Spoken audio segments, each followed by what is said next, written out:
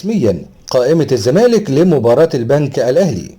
المدرب الكولومبي خوان كارلوس أوسوريو المدير الفني لنادي الزمالك أعلن رسميا عن قائمة الزمالك والتي ستواجه البنك الأهلي غدا السبت، وذلك في إطار مباريات الجولة الثالثة من مسابقة الدوري العام الممتاز في تمام الساعة 7 مساء على استاد القاهرة.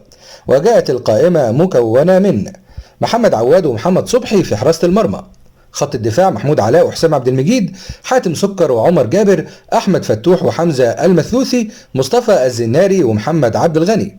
اما خط الوسط فنبيل عماد دونجا وعمرو السيسي، محمد اشرف رؤى وابراهيم نضاي، سيد نيمار وشيكابالا، احمد سيد زيزو ومصطفى شلبي. اما خط الهجوم فالثنائي سيف الدين الجزيري وناصر منسي.